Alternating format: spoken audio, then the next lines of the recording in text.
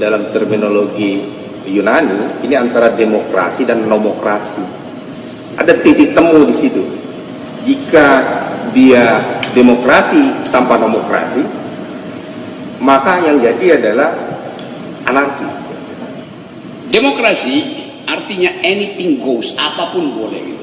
Hukum sebaliknya, semua tidak boleh kecuali yang diizinkan. Jadi kontrasnya terjadi itu. Nah, kalau hukum nggak bekerja, demokrasi juga tidak dituntun oleh virtu, yang terjadi bukan anarki sebetulnya. Istilah tepatnya kakokrasi, kekacauan. Jadi lawan dari harmoni bukan anarki. Tapi kakofoni. Kakofoni artinya gini. Di dalam undang-undang terorisme kan di pasal 14 kalau tidak salah itu salah satu pidana, ancaman pidananya ada hukuman mati. Apakah secara tinjauan filosofisnya itu tepat gitu? Hukuman mati itu diperlukan untuk menghasilkan efek jera, deterrent effect. Lalu pertanyaannya, jera buat siapa? Ya dia udah mati, mau ngapain orang itu jera kalau dia udah mati? Lalu dicari akal-akalnya tuh. Ya buat mereka yang bakal melakukan hal yang sama. Anonim buat mereka. Berarti Pak Hakim, Pak Jaksa, Pak Pembela saya, semuanya kena itu. Jadi kita semua ini adalah calon teroris. Kalau konsep hukuman mati dipakai.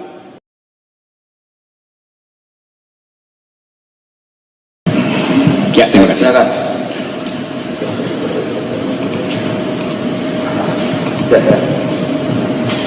Saya mulai dari landasan konstitusional.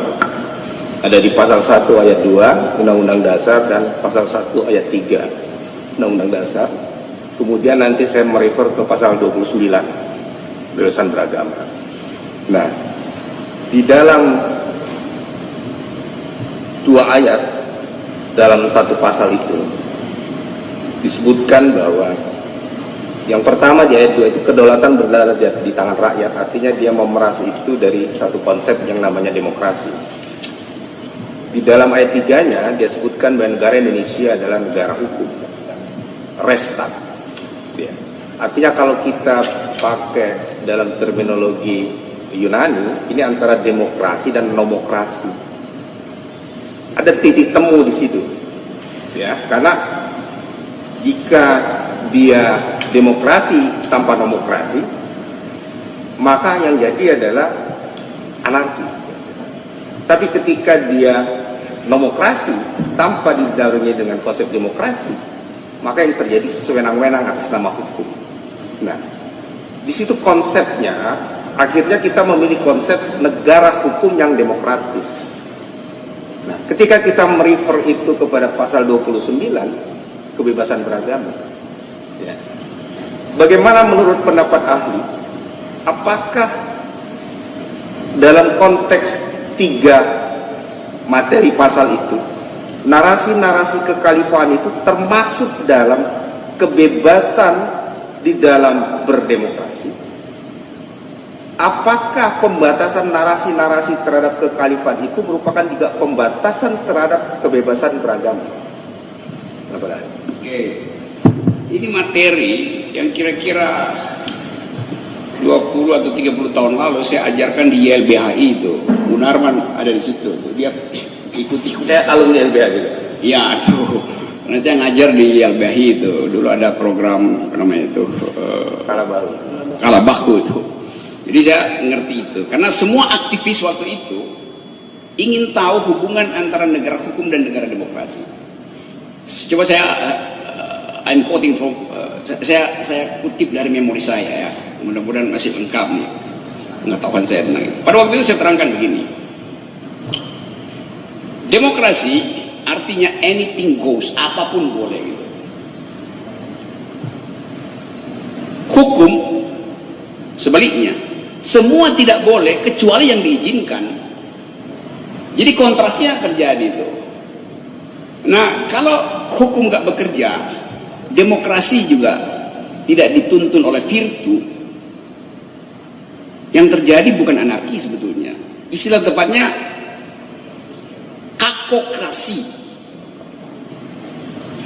kekacauan. Jadi lawan dari harmoni bukan anarki, tapi kakofoni. Kakofoni artinya gini, kalau harmoni ada partitur gitu, teratur kapan mesti pindah nada. Kalau kakofoni itu artinya bunyi-bunyian tanpa partitur, berisik aja bunyi-bunyian.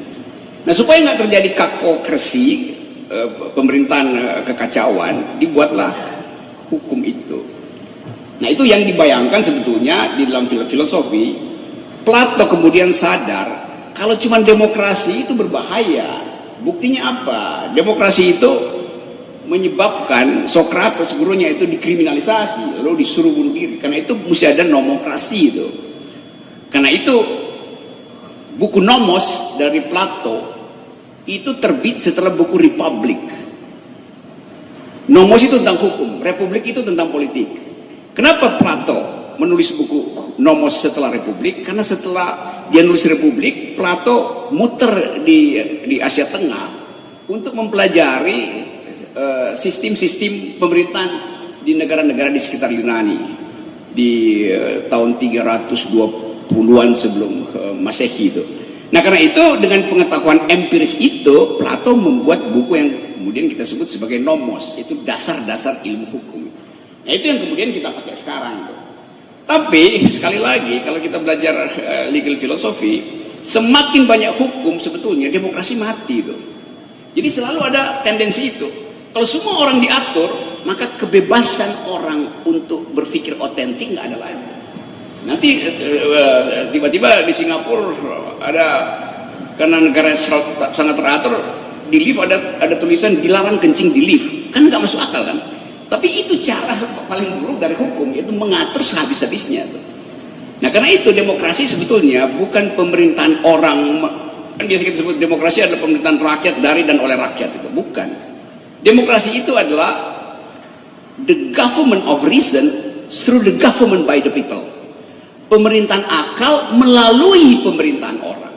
Jadi orang memang mesti berakal. Nah, tanda orang berakal adalah orang berdebat, orang berpikir bebas. Dan itu intinya tuh. Nah, hukum memberi rambu-rambu aja. Jangan hukum itu menghalangi justru kebebasan itu. Nah, karena itu kemudian kita di backup oleh tadi pasal kebebasan beragama, kebebasan berekspresi.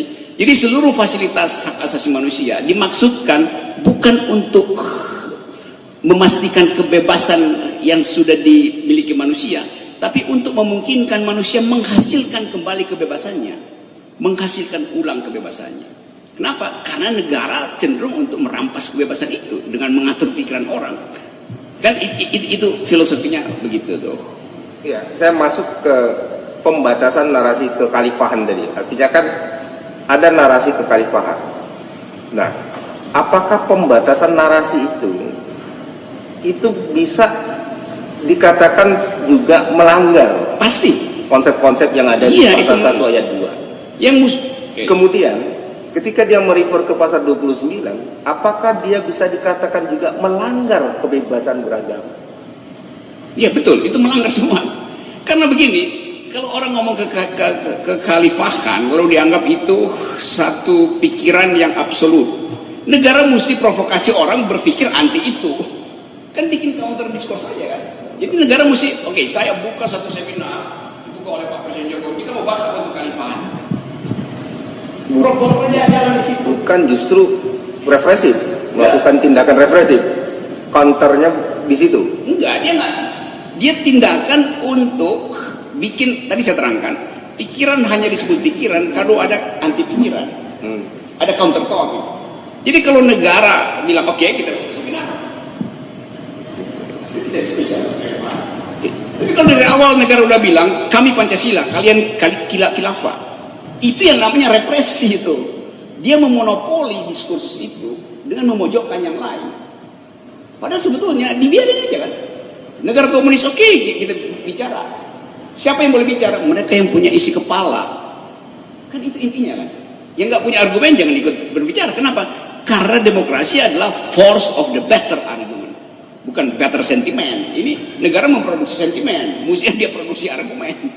Saya balik ke tadi ahli bilang pada paradigmatik radikal. Ya, narasi radikal. Bedanya apa, Ali? gini Dalam operasional maupun dalam konsep. saya bedain istilah paradigma dan istilah naratif gitu kan. Yang seringkali dicampur adukan oleh pers.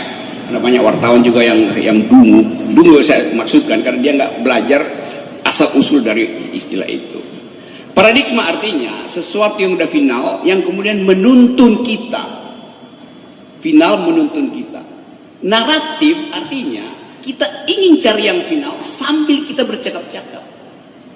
Jadi narasi selalu sifatnya ongoing, in the making, tidak final. Paradigma final. Itu bedanya tuh. Jadi kalau bilang narasi yang radikal itu yang namanya oksimoron. Kombinasi dari dua kata yang bertentangan.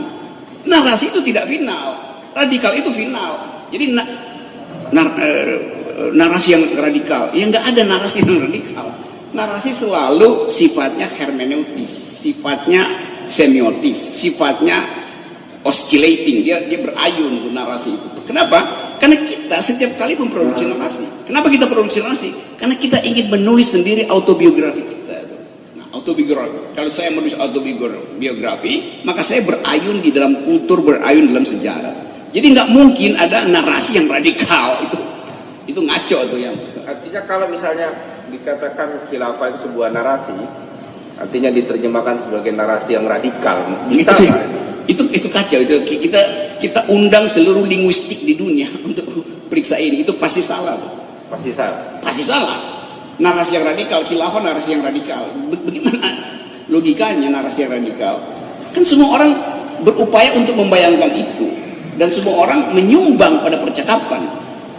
Jadi nggak mungkin jadi final dan nggak mungkin radikal. Yang harus radikal adalah argumen yang harus radikal. Karena tadi saya terangkan kata radikal itu dipalsukan,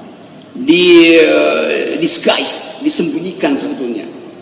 Kalau kita balikkan kata radikal itu, yaitu kata yang sangat bagus. Semua orang diminta berpikir radikal, beragama harus radikal, supaya sampai pada akar pemahaman, supaya tidak fake, supaya tidak ngambang, supaya tidak palsu. Lanjut. Ya.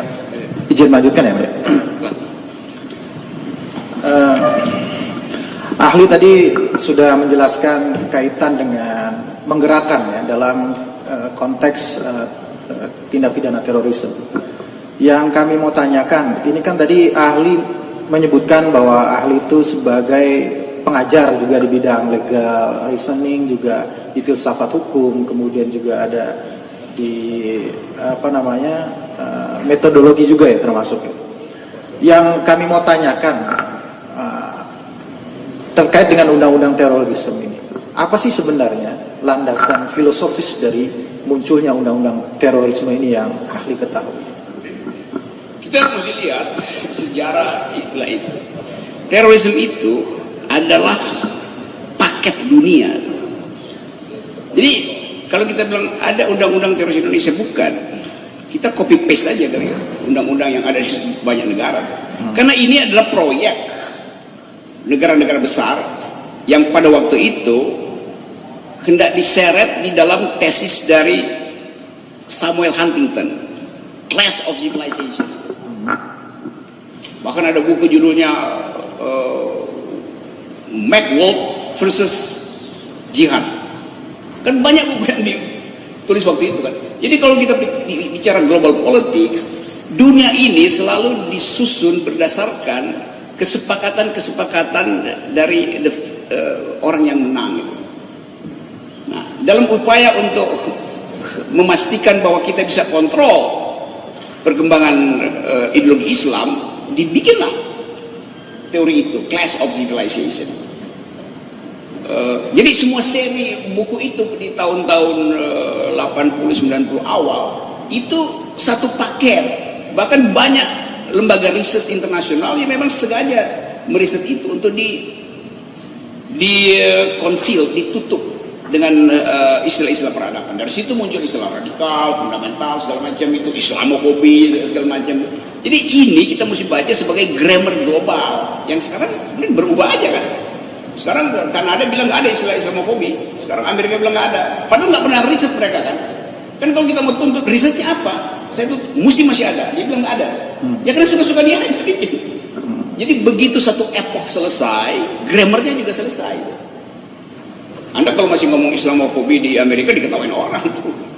Di Kanada dia bilang, kalau bilang, do you speak Islamofobi? Oh itu artinya Anda tidak beradab. Di kita justru jadi lain kan. Saudara siapa kemarin di sini, saudara Noel belain Munarman dibully sama orang yang punya otak. Itu artinya dia nggak tahu tentang perubahan culture politik dunia itu kan. Jadi itu saya kasih poin yang bukan personal, tapi karena saya baca itu di koran, maka saya mesti terangkan itu bahwa dunia mengubah paradigmanya dan kita masih hidup dalam paradigma yang buruk itu. Ya. Apalagi masih ada soal hukuman mati. Saya bisa terangkan soal hukuman mati. Iya, mungkin itu lanjutannya. Apa yang di dalam undang-undang terorisme kan di pasal 14 kalau tidak salah itu salah satu pidana, ancaman pidananya ada hukuman mati. Apakah secara tinjauan filosofisnya itu tepat gitu dalam kajian ahli? Oke, hukuman mati itu kan hukuman yang paling absurd itu. Saya terangkan ya, saya dulu riset hukuman mati itu disponsori oleh Uni Eropa itu. Ada buku 700 halaman saya tulis soal itu. Tahun 2000 awal itu. Karena ada pada waktu itu kita mau kampanye anti hukuman mati.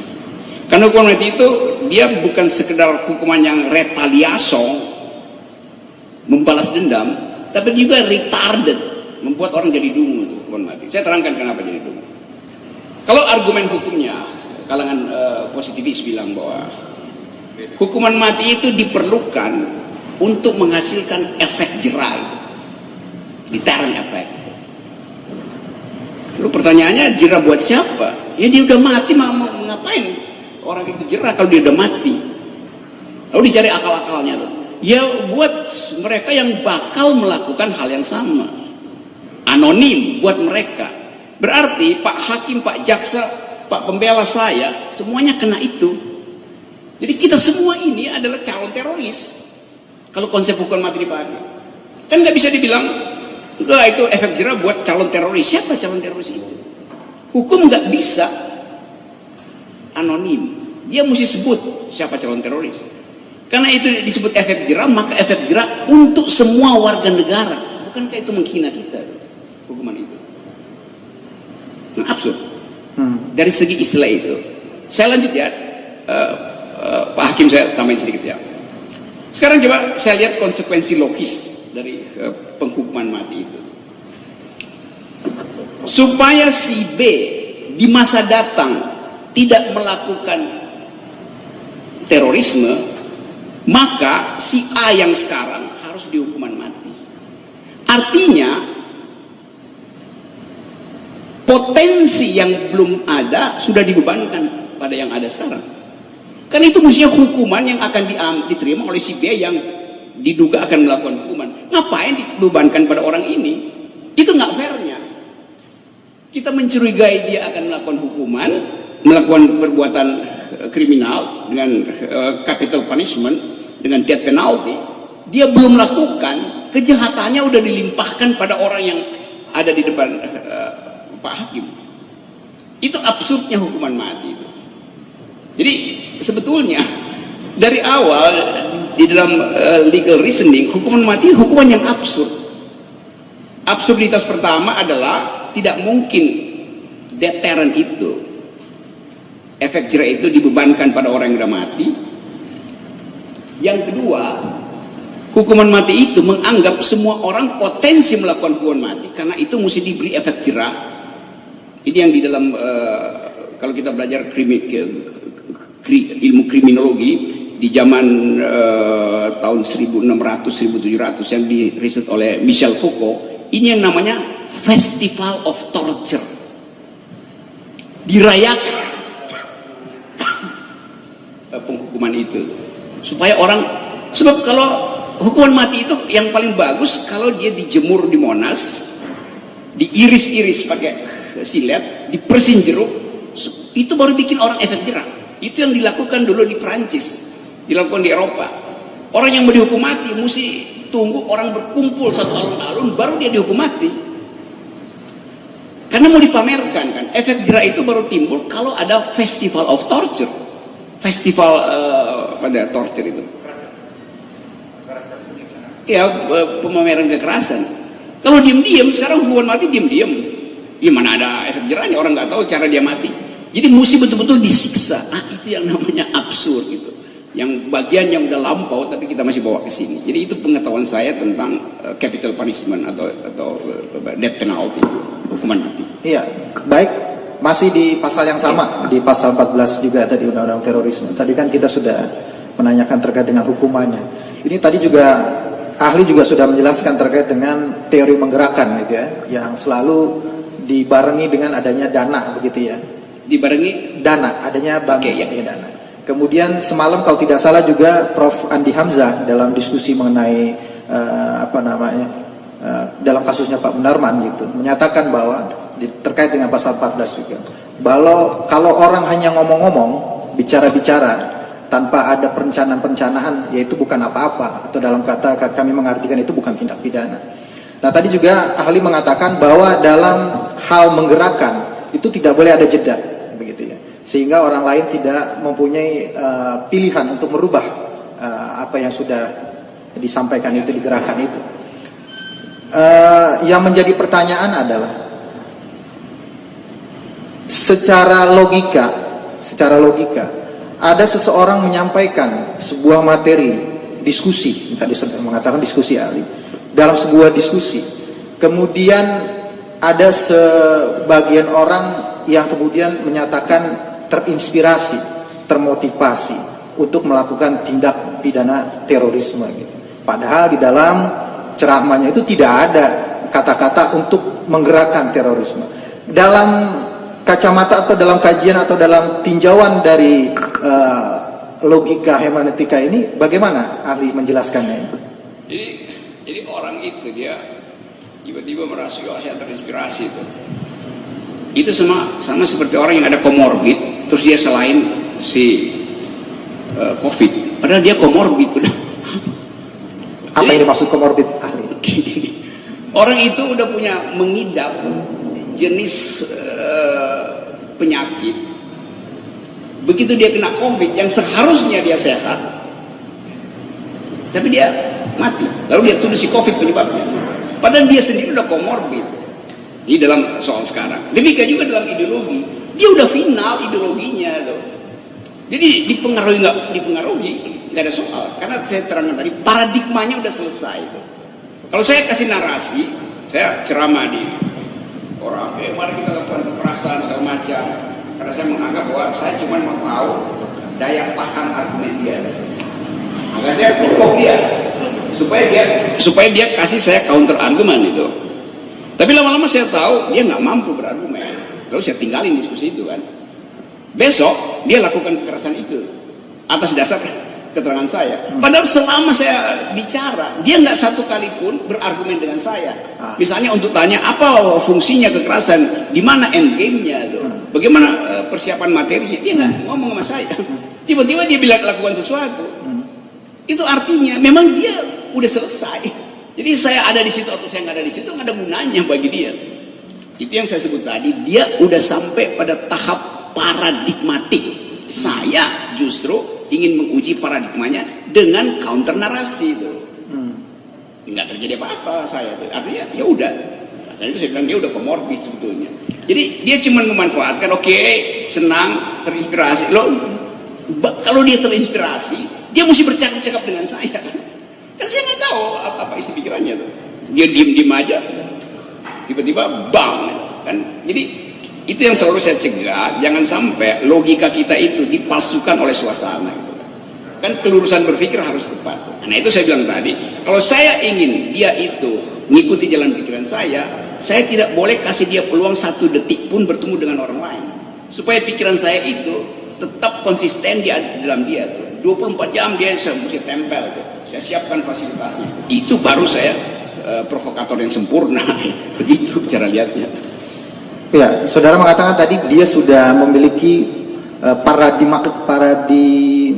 paradigmatik gitu ya. Artinya bisa nggak dikatakan itu kalau dia sebenarnya sudah mempunyai keyakinan terlebih dahulu terhadap sesuatu hal gitu? Iya, itu udah Begitu. Kalau kita periksa psikologinya pasti begitu.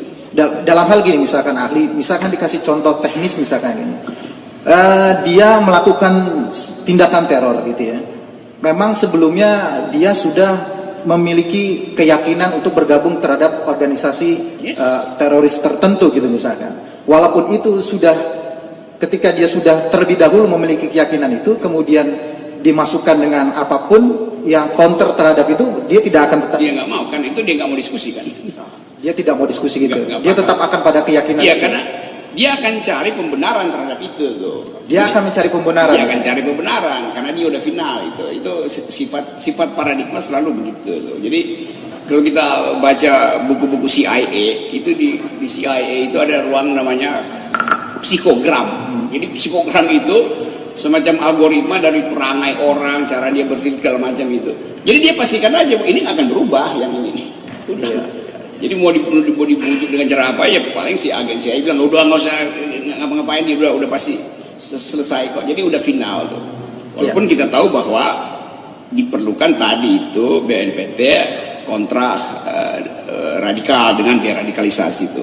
Nah itu pentingnya ada semacam psikogram. Lalu kita tahu tuh bahwa ke arah itu jalan pikirannya, maka terapi deradikalisasinya adalah ini nih, personal attachment, cultural healing segala macam. Bukan dengan sekedar kasih materi, nggak bisa. Jadi sekaligus mungkin dalam sidang ini kita bicara juga tentang bagaimana cara kita merawat bangsa ini tanpa stigma itu, karena stigma itu pertama-tama menimbulkan reproduksi kekerasan.